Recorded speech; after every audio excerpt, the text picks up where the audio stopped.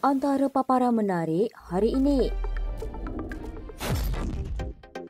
Memang Faizal Azumu tidak lagi mengambil tahu keadaan Perikatan Nasional. Kenyataan kontroversi DAP, Rahmat tersembunyi buat UMNO. Kami tidak tahu menahu tentang langkah Dubai. Sebarang langkah jatuhkan kerajaan akan lenyap Februari ini.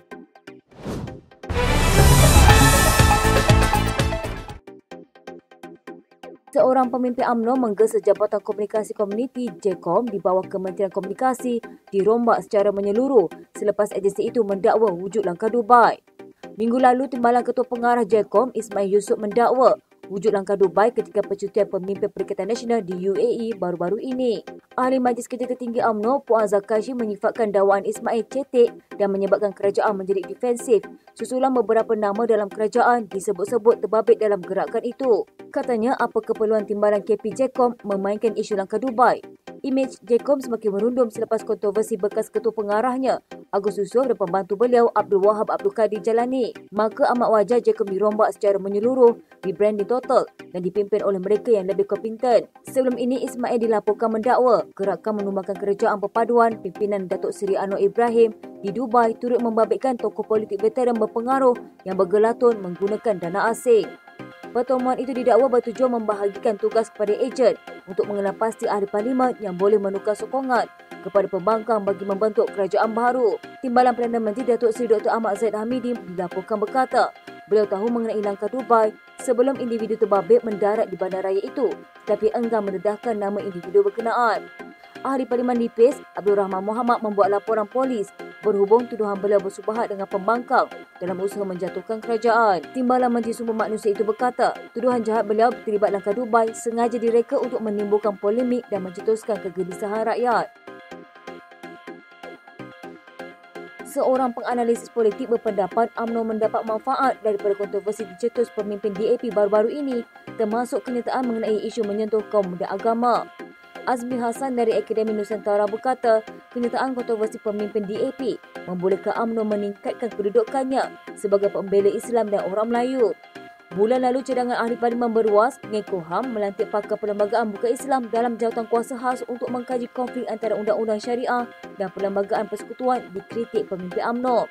Ia juga mendapat teguran Istana Selangor. November lalu, pemimpin UMNO termasuk Ahli Majlis Kerja Tertinggi UMNO Puan Zarkashi dan Ketua Pemuda Dr. Akmal Saleh membidas veteran DAP Lim Kit Siang yang mengatakan orang bukan Melayu boleh menjadi Perdana Menteri.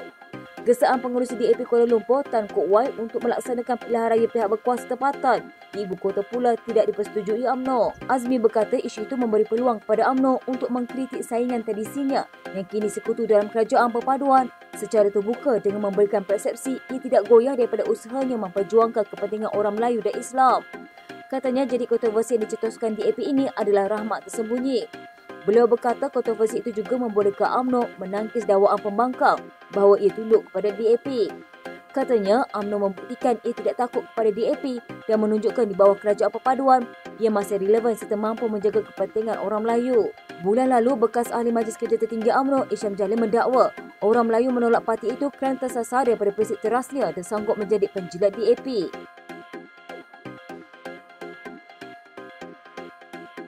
Seorang pemimpin kanan Perikatan Nasional Negeri Sembilan dilapor menyatakan rasa kecewa dengan pengurusan parti di situ, khususnya selepas pilihan raya negeri berakhir pada tahun lalu.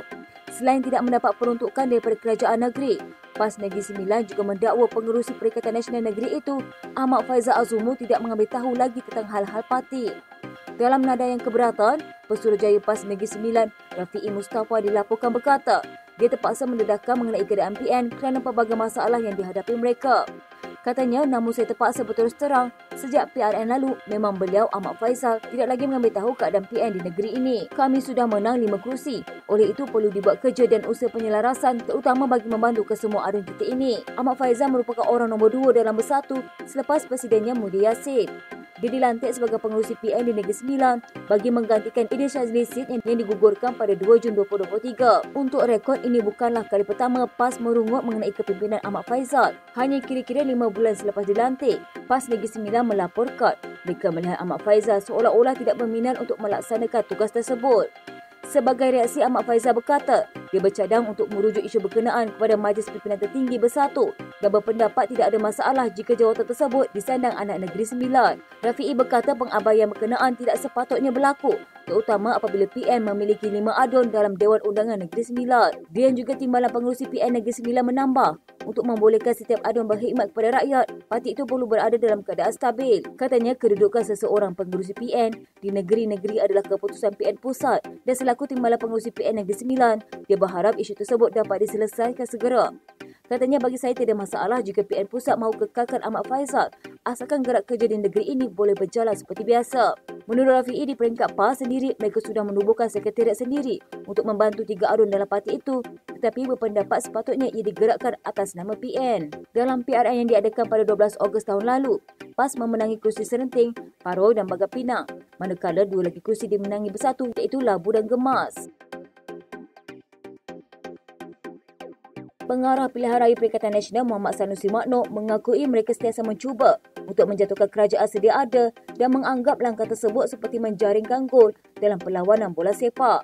Menteri Besar Kedah itu berkata, kerajaan pimpinan Perdana Menteri Datuk Seri Anwar Ibrahim memang boleh ditumbangkan melalui proses demokrasi seperti yang dibenarkan dalam perlembagaan.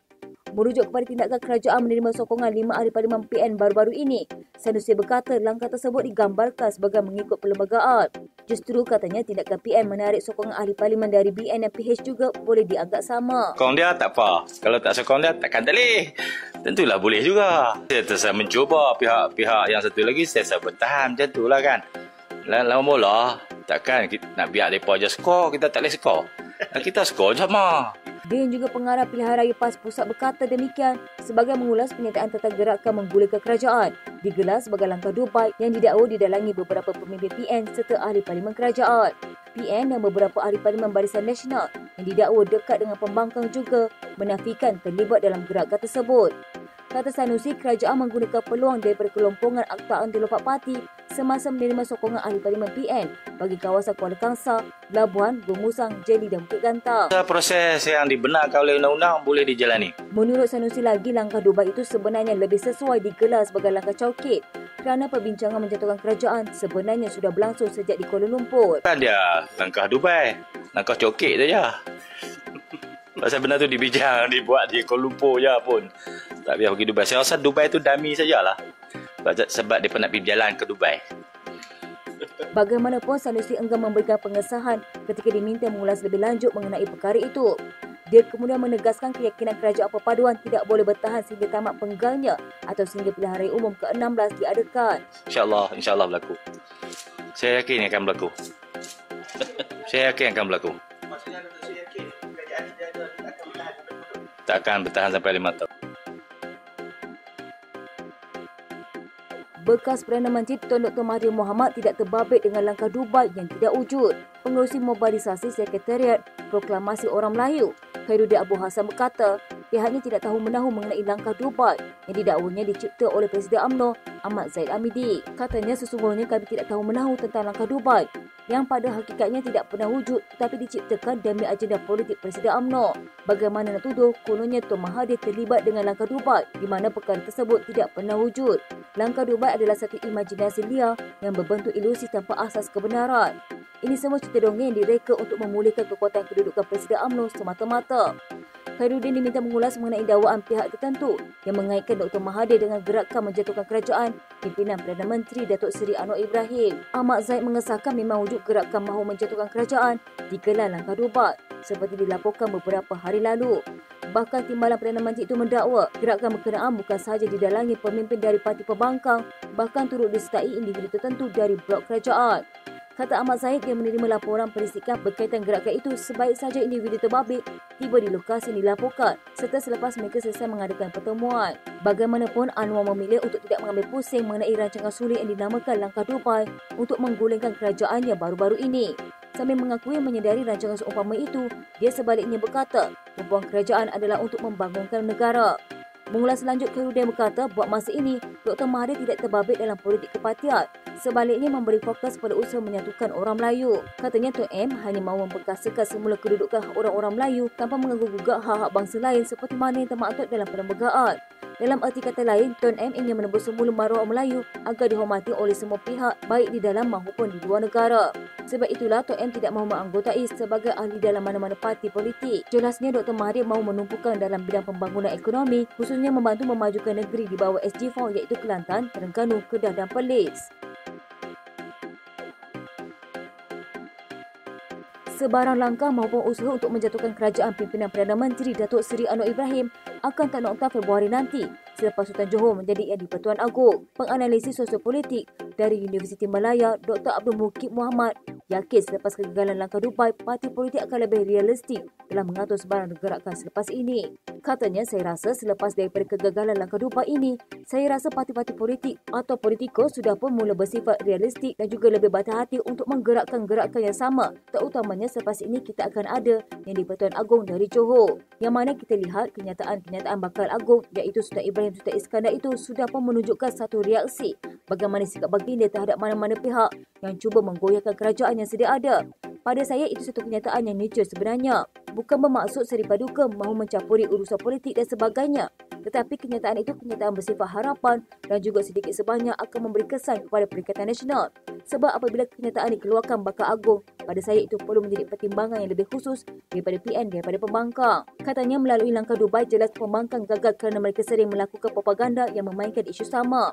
Abdul Mukib berkata, PN seharusnya menunggu sehingga pilihan raya umum akan datang, juga berhasrat mahu menjatuhkan kerajaan seandainya kerajaan gabungan ini gagal menjalankan tugas kepada rakyat. Katanya seandainya kerajaan PH atau kerajaan perpaduan tidak mampu menyelesaikan isu rakyat dengan baik, tunggu pilihan raya umum. Sebab itu proses yang terbaik untuk memilih pemimpin, untuk memilih kerajaan. Kalau tidak, kita akan mengulangi kesilapan yang sama dan kita akan sentiasa ke belakang. Sekian berita terkini di TV pada hari ini. Jangan lupa follow Facebook dan YouTube Dilan TV. Dapatkan info terkini di Facebook serta YouTube di TV.